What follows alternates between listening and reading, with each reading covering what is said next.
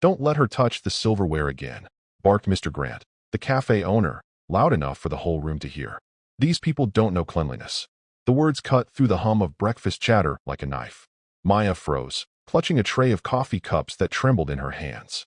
A middle-aged black waitress with gentle eyes and years of quiet dignity, she forced a polite smile, the kind that hides humiliation.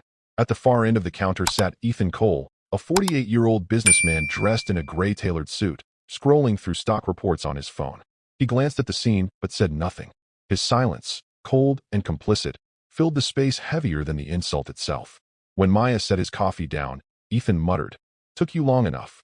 He sipped, grimaced, and before anyone could react, tossed the cup's contents toward her apron. "You call this service?" he snapped. The cafe went still.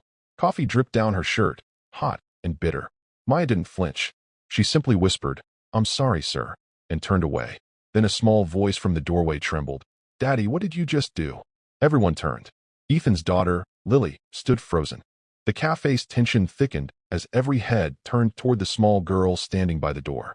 Lily Cole, barely 9, wore her school uniform and clutched a pink backpack. Her blue eyes were wide, confused, and wet with forming tears. Ethan's posture stiffened. "Lily, go wait in the car," he said, his voice tight with embarrassment.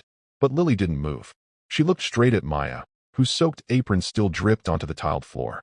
"Why did you do that to her, Daddy?" she asked softly. Her voice shook, not out of fear, but disappointment. The bar owner, Mr. Grant, tried to laugh it off. "Kids don't understand business pressure, sweetheart. Your father's a busy man." Lily ignored him and walked toward Maya. The little girl pulled a napkin from the counter and began dabbing the stains on Maya's uniform. "I'm so sorry for what my daddy did," she whispered.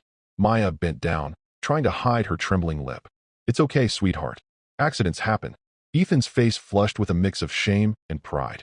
He wanted to pull Lily away, to escape the eyes burning into his back. But he couldn't move, not when his daughter's words echoed louder than his ego.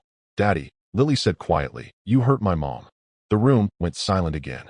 Ethan froze. His hand, still clutching his phone, went numb. "What did you just say?" he asked, voice low and unsteady. Lily's eyes glistened. "You hurt my mom," she repeated softly, still standing beside Maya. Whispers rippled through the cafe. Mr. Grant frowned, unsure if this was some childish confusion or a scandal unfolding before breakfast. Maya's knees weakened. She looked at the girl, then at Ethan, whose face had turned ashen. "Lily," Ethan stammered, "that woman isn't."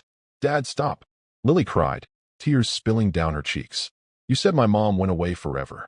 But that's her. I remember her voice from the songs she used to sing when I was little." Every word pierced the air. Maya's heart pounded, her hands trembling. "Sweetheart," she whispered, kneeling down. "What's your last name?" "Cole," Lily said, brushing her tears. Maya gasped. The color drained from her face. Her breath caught as she looked at Ethan, disbelief flooding her eyes. Ethan stepped back. "You're mistaken," he said, voice shaking. "This woman has nothing to do with us." Lily turned toward him, trembling. "Then why does she know my lullaby?" The entire cafe went still again.